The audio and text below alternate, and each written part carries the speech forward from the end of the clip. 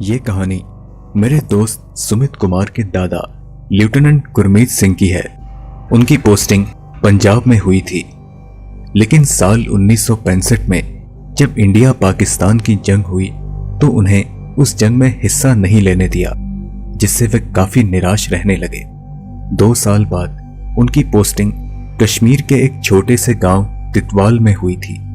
उस समय आज की तरह वहां पर कोई सुविधा मौजूद नहीं थी, बल्कि एक घना जंगल हुआ करता था जहां दुश्मनों का छुपना बिल्कुल आसान था। जिस जगह उनकी पोस्टिंग हुई वहीं पर 1965 में इंडिया पाकिस्तान की जंग हुई थी। उनको चार्ली कंपनी में तैनात किया गया था। एक दिन उनको पेट्रोलिंग के लिए ऑर्डर्स मिले और उनको बेस कैंप से लेकर पूरे जंगल की पेट्रोलिंग करनी थी। उन्होंने अपने साथ 8 जवान लिए और पेट्रोलिंग के लिए निकल पड़े। दरअसल उनका मिशन था जंगल की छानबीन करना और अगर कोई दुश्मन हो तो उसे खत्म करके बेस को खबर देना। उनके साथ यूनिट के बेहतरीन जवान थे। पहले दिन ज्यादा कुछ नहीं हुआ। उन्होंने आराम से कैंप लगाकर पूरी रात गुजारी और अगले दिन दोबारा पेट्रोलिंग पर लग गए। उनका मिशन लगभग 2 हफ्तों का था और ऐसे ही 3-4 दिन निकल गए और उन्हें जंगल में कोई नहीं मिला। उन्होंने तलाश जारी रखी, लेकिन छठी रात को जब वे लोग कैंप लगाकर सो रहे थे तो उन जवानों में से 2 को कैंप की रखवाली के लिए जागने को कहा गया। रात को करीब 2:30 बजे सिपाही राम सिंह ने झाड़ियों के पीछे कुछ सरसराहट महसूस की। उसने सोचा कि शायद कोई जानवर होगा, लेकिन जब उसने ध्यान से देखा तो पाया कि झाड़ी के पीछे एक फौजी का हेलमेट नजर आ रहा है। वह जोर से चिल्लाया। गुरमीत सिंह चौंक कर उठे और सारे जवान भागकर राम सिंह के पास पहुंचे। फिर राम सिंह ने बताया कि उस झाड़ी के पीछे शायद कोई फौजी छिपा है। वो सब साथ में आगे बढ़े और देखा कि वहां कुछ नहीं है। राम सिंह पूरे विश्वास के साथ बोल रहा था, लेकिन फिर भी उसकी बातों का किसी ने विश्वास नहीं किया और यह कहकर टाल दिया कि शायद ये उसका वहम हो सकता है। गुरमीत सिंह उससे बोले कि राम सिंह, तुमने फालतू में हम सबको जगा दिया, चलो अब सब वापस चलो।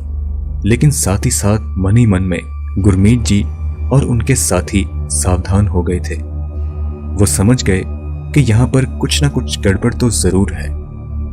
अगले दिन वो वहां से आगे निकले। दिन भर की पेट्रोलिंग के बाद रात में दोबारा कैंप लगा और 2 जवानों की ड्यूटी कैंप की रखवाली के लिए लगाई गई। रात में दोबारा वैसा ही हुआ।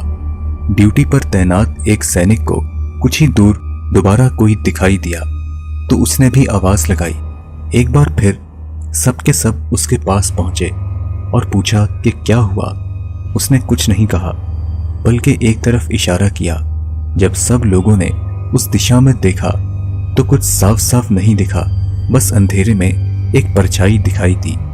इस बार वो परछाई सबको दिख रही थी और धीरे धीरे उनके करीब आ रही थी।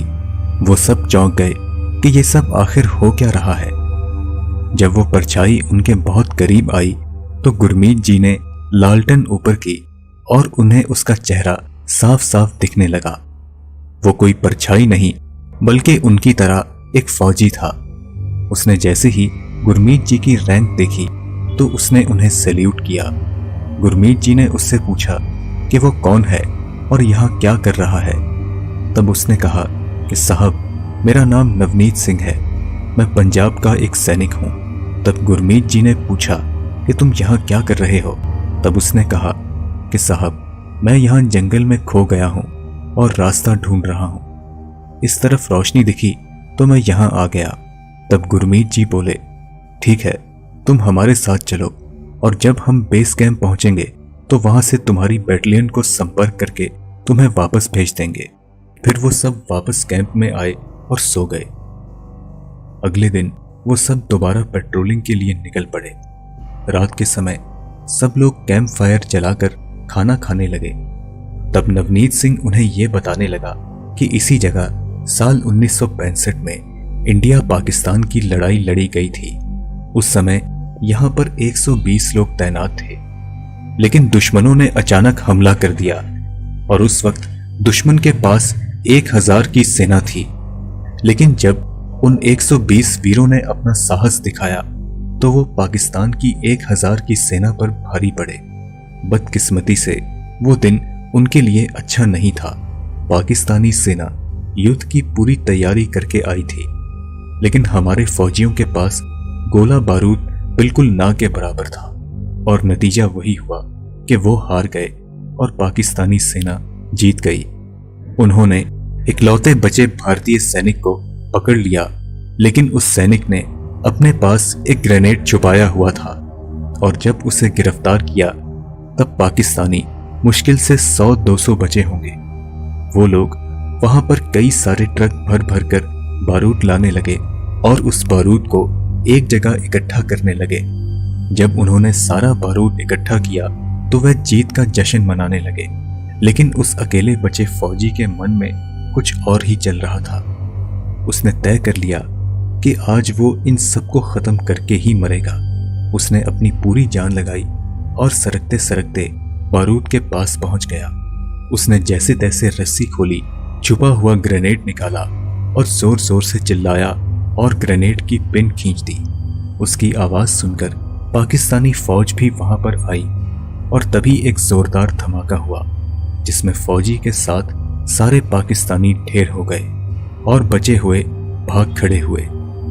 उन्हें लगा कि हिंदुस्तानी फौज ने उन पर आक्रमण कर दिया है। नवनीत की इस कहानी को सुनकर सबके रोंगटे खड़े हो गए। रोज की तरह सब लोग अगले दिन पेट्रोलिंग के लिए निकले, लेकिन उस दिन आसमान पर बादल छाए हुए थे और अंधेरा सा था, इसलिए वो सब लोग हर एक कदम ध्यान से रख रहे थे। तभी नवनीत ने सबको रोक दिया और बोला, साहब, आपके लिए आगे जाना सही नहीं है और आपके साथियों के लिए भी नहीं। गुरमीत जी ने पूछा, क्यों, ऐसा क्या है वहां? फिर नवनीत ने उन्हें बताया कि साहब, यह वही जगह है जहां पर उस फौजी ने अपने साथ उन पाकिस्तानियों को उड़ा दिया था और हो सकता है कि वहां दुश्मन भी हों। ये बात सुनकर गुरमीत जी ने उससे कहा, अरे दुश्मन की ही तो तलाश है हमें, और वैसे भी हम उन्हें यहां मारने ही आए हैं, हम सब आगे बढ़ेंगे। ऐसा बोलकर वो आगे बढ़ने लगे और सारे जवान भी उनके साथ आगे बढ़े कि तभी थोड़ी दूर जाने के बाद उन्हें सामने कुछ हलचल नजर आई। ये देखते ही गुरमीत जी ने सबको पोजीशंस लेने को कहा। कुछ साफ दिखा तो पता चला कि सामने पाकिस्तानी सैनिकों की एक फौज आ रही है। गुरमीत जी ने उन पाकिस्तानियों की रेंज में आते ही फायरिंग करने का ऑर्डर दे दिया, लेकिन ये क्या, पाकिस्तानियों पर गोलियों का कोई असर नहीं हो रहा था। उन्हें गोली तो लगती, लेकिन वो गिरकर फिर खड़े हो जाते। ये सब देखकर गुरमीत जी बहुत ज्यादा चौंक गए। उन्हें समझ नहीं आ रहा था कि वो करें तो करें क्या। जब पाकिस्तानी फौज करीब आई तो गुरमीत जी और उनके साथियों ने देखा कि उनकी आंखें सफेद हैं और वे कुछ अजीब सी भाषा में बोल रहे हैं, लेकिन सिर्फ नवनीत की गोलियों का ही उन पर असर हो रहा था और नवनीत अब खड़ा होकर दुश्मन से आमने सामने आकर लड़ाई कर रहा था। फिर गुरमीत जी ने देखा कि दुश्मन की गोलियां नवनीत को भी लग रही हैं, लेकिन उस पर मानो उन गोलियों का कोई असर नहीं हो रहा था।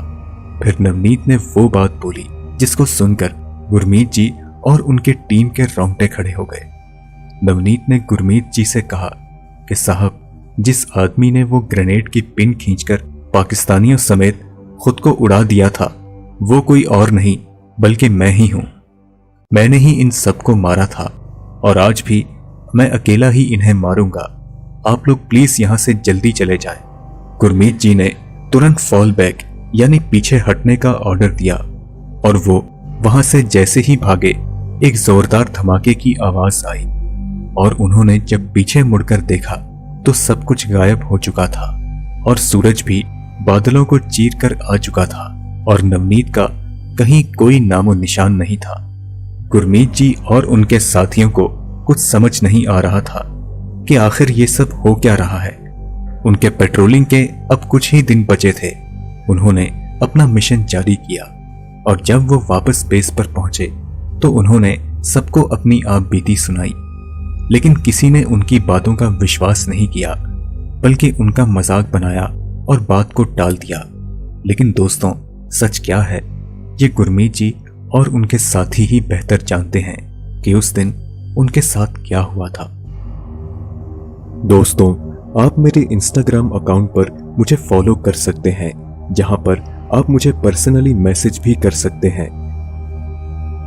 आप अपने विचार हमें कमेंट्स के माध्यम से जरूर बताएं। अगर आपको ये वीडियो पसंद आई तो इसे लाइक और शेयर जरूर करें। हम जल्द ही आपसे अगली वीडियो में मुलाकात करेंगे। तब तक के लिए इजाजत दीजिए।